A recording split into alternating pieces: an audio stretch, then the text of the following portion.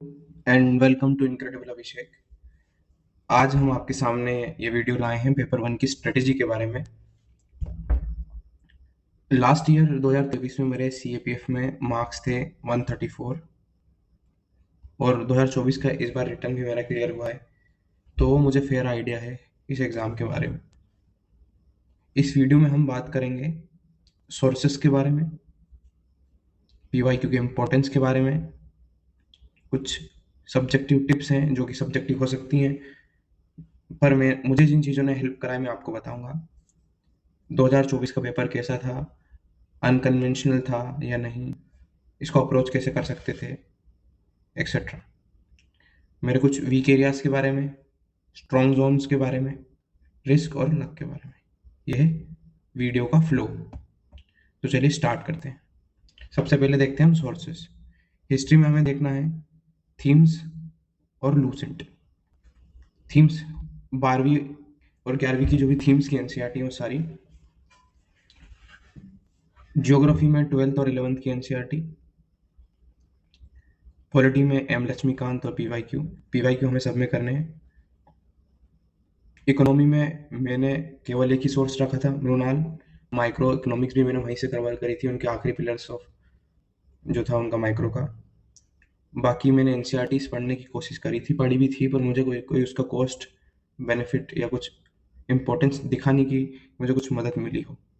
Science ये काफ़ी scoring subject है, इसमें हमें 9th 10th की NCERT करनी है और PYQ रटे हुए होने चाहिए। इसमें काफ़ी रिपीटेशन है, काफ़ी एरियाज बार बार रिपीट होते हैं। इसमें हमें 12th और 11th की कुछ स्पेसिफिक 2-4 चैप्टर हैं वो भी कर सकते हैं, जैसे hydrogen, chemistry in everyday life, polymer, और एक चैप्टर शायद मैं भूल रहा हूँ, मैं उसको बाद में ऐड कर दूंगा। मैथ्स में हमें केवल PYQ करने हैं, लेकिन ध्यान रहे जिसका बेसिक वीक है वो किसी से पढ़ सकता है। हाँ, इसमें स्पीड काफ़ी मैटर करेगी, स्पीड आपको काफ़ी एडवांटेज दिला सकती है। और मैपिंग को एज ए डिफरेंट सब्जेक्ट ही ट्रीट करें तो ज़्यादा बेटर है, क्योंकि मैपिंग में अपने आप में 6 से 7 से 8 क्वेश्चन आ जाते हैं, जो कि काफ़ी इम्पोर्टेंट है। इसमें हम मैपिंग में स्टैटिक और करंट दोनों को इंक्लूड करेंगे। करंट अफेयर्स में हमें न्यूज़पेपर और मैगजीन की मदद लेनी है। ऑनेस्टली मैं बताऊं तो 7-8 महीनों से मैंने न्यूज़पेपर नहीं पढ़ा था एग्ज़ाम्स के पहले, जिसका मुझे लगा कि मुझे कुछ ड्रॉबैक हुआ है, अगर मैं पढ़ता तो बेनिफिशियल रहता। दूसरी बात, इसमें मैगज़ीन पढ़ना इम्पोर्टेंट है अगर आप न्यूज़पेपर नहीं पढ़ रहे हैं तो। न्यूज़पेपर मेरी रिकमेंडेशन के हिसाब से आपको पढ़ना चाहिए, बाकी अपना सब्जेक्टिव कॉल ले सकते हैं। इन्वायरमेंट में मैंने PMF IS से बेसिक कवर किए थे, और जो बार बार इंटरनेशनल एग्रीमेंट्स होते हैं उसके एक अलग नोट्स बनाए थे। अब देखते हैं इंपॉर्टेंस ऑफ PYQ UPSC का एक दूसरा या सेकंड लाइन ऑफ कम्युनिकेशन है अदर देन द नोटिफिकेशन, जिससे वो यह हमें बताती है कि वह क्या एरियाज पे फोकस कर रही है। तो PYQ का importance is just like the pillar of any house, तो काफ़ी इम्पोर्टेंट है ये। बहुत रिपीटेशन देखने को मिला है डिफेंस के एग्जाम में। पहली बात तो वर्बटिम रिपीट हो सकते हैं, डिफेंस के अलावा CSE में भी रिपीट हो जाते हैं, सीधे क्वेश्चन लाइन बाय लाइन। दूसरा आइडिया देती है कि कौन से एरियाज इंपॉर्टेंट है, इंपॉर्टेंट एरियाज। ठीक है, अब हमें जब इंपॉर्टेंट एरिया पता लग जाता है तो हमें ये भी पता लगता है कि लास्ट के दिनों में हमें क्या रिवाइज करना है। जब 10-15 दिन बचेंगे तो आप फ्यूटाइल सब्जेक्ट्स पे टाइम गंवा नहीं सकते। एग्जाम्पल हो गया हिस्ट्री, उसमें ना सर है ना पैर है, कभी खत्म ही नहीं होने वाली वो। तो ऐसे एरियाज को हम आखिरी के 2 दिनों में या 5-6 दिनों में नहीं करेंगे। इसीलिए हमें वो यह बताएगी कि कौन से एरियाज इंपॉर्टेंट है, पर्टिकुलर सब्जेक्ट में भी कौन सा एरिया बार बार पूछा जा रहा है, तो हमें उसको रिवाइज करना है। Yeah. तीसरा, हमें एक स्किल देगी, एक माइंडसेट देगी कि हमें सोचना कैसे है पेपर को अप्रोच करते वक्त। अब देखते हैं कितने करने। तो आखिरी 10 से 11 साल के हमें सारे CAPF के PYQ करने, ठीक है। और CDS के 3 साल के 6 पेपर हो जाएंगे, हमें 6 पेपर पूरे के पूरे मिल जाएंगे, जिनमें 100 समथिंग क्वेश्चन रहेंगे। CSE के 3 साल के क्वेश्चन भी हम कर सकते हैं, ताकि हमें फेयर आइडिया रहे कि एग्जाम से पूछ क्या रहा है, कौन कौन से एरियाज पे UPSC का फोकस है। नेक्स्ट हम देखते हैं कि क्या क्या टिप्स हैं। देखिए, हिस्ट्री के पीछे ज़्यादा भागने की ज़रूरत है नहीं। DU के हिस्ट्री ग्रेजुएट्स जो बच्चे हैं वो भी मेरे दोस्त हैं, उनसे भी मेरी बातचीत होती है। वो भी नहीं बता सकते कि हिस्ट्री में व्यक्ति क्या पूछ सकता है। मतलब हिस्ट्री को प्रेडिक्ट करना है just like predicting the thought process of any examiner, जो कि बहुत मुश्किल है। वो क्या सोचता है, हिस्ट्री में कुछ भी सोचा जा सकता है। तो इसमें बेसिक सोर्सेस को आप कवर करो और समय बचाओ, और ज़्यादा समय बच जाए तो आप फाइन आर्ट्स की एनसीईआरटी कर सकते हो आर्ट एंड कल्चर कवर करने के लिए। मैथ्स की स्पीड अगर आपकी तेज है तो आपको एटलीस्ट 3 से 4 क्वेश्चन का वो बेनिफिट दे सकती है। मतलब यहाँ पर अगर आपका मैथ्स अच्छा है तो आप बाकी बच्चों से 10 मार्क्स आगे हो सकते हो। एक टिप से क्या, आप अपनी फिजिकल हेल्थ को अपनी एग्जामिनेशन के प्रिपरेशन के सिंक में रखें।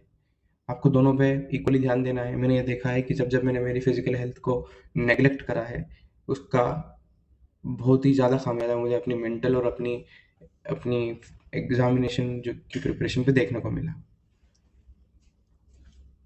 और नेक्स्ट टिप है कि कुछ ऐसे सब्जेक्ट हैं जिन्हें हमें स्ट्रॉन्ग बनाना ही है, जैसे साइंस हो गया, करंट अफेयर हो गया, मैपिंग हो गई, पॉलिटी हो गया, ज्योग्राफी हो गया और इन्वायरमेंट हो गया।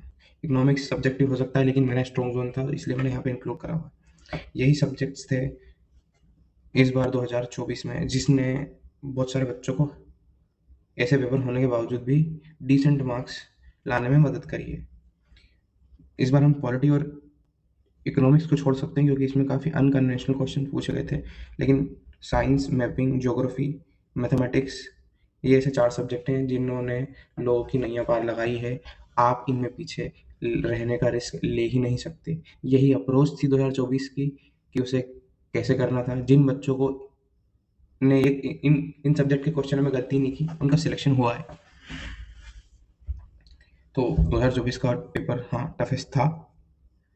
ओवरऑल तीनों एग्जामिनेशनों में ये टफेस्ट था। सो व्हाट टू डू मैं बता चुका हूँ आपको। कुछ सब्जेक्ट स्ट्रॉन्ग रखने ही पड़ेंगे। अगर सब्जेक्ट कुछ दो सब्जेक्ट अगर टफ आते हैं तो बाकी डुएबल होंगे। तो आप वीक स्पोर्ट्स छोड़ नहीं सकते एग्जाम्स में, ठीक है। So yes, we have an answer जो कि मैंने आपको बता दिया, ठीक है। मेरे वीक एरियाज थे, मैथ्स की स्पीड मेरी एवरेज थी। ये इसका थोड़ा सा मुझे खामियाजा इसलिए लग रहा है क्योंकि इस बार पेपर लेंथी था।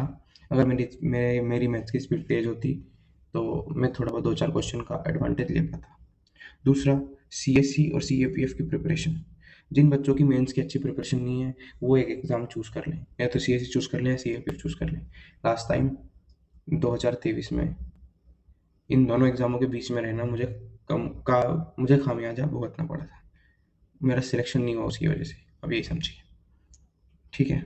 रिस्क देखिए, आपके जहाँ स्ट्रॉन्ग एरियाज हैं वहाँ आपको रिस्क लेनी पड़ेगी, इवन दो भले आपको क्वेश्चन के बारे में नहीं पता। लेकिन हाँ, एक बेसिक अगर तेरा आइडिया है तो आपको अटेम्प्ट करना है, ठीक है। बाकी बच्चे अटेम्प्ट करेंगे और अगर आप क्वेश्चन छोड़ोगे तो आपको बेनिफिट मिल ही नहीं सकता। मतलब दूसरा, लक। लक का आप कुछ नहीं कर सकते। मैंने ऐसे लोगों को भी देखा है जिन्होंने 155 मार्क्स तक स्कोर करें या 150 प्लस मार्क्स स्कोर करें, फिर भी वो बाहर हो गए थे। अभी रिसेंटली रिजर्व लिस्ट में एक हमारे दोस्त हैं, मतलब दोस्त नहीं, हमारे नॉन पर्सन है, उनका ऐसे ही बता। मतलब उन्होंने 150 मार्क्स स्कोर करने के बावजूद भी वो रिजर्व लिस्ट में सिलेक्ट हुए। तो इस बात का ध्यान रखें कि लक भी मैटर करेगा। तो आपको उसके बारे में चिंता करने की ज़रूरत नहीं है। लेकिन हाँ, सारा दोष आप खुद को नहीं दे सकते। अच्छी प्रिपरेशन के बावजूद भी आप बाहर हो सकते हैं। यही था आज का वीडियो, यहीं पे समाप्त करते हैं। Thank you.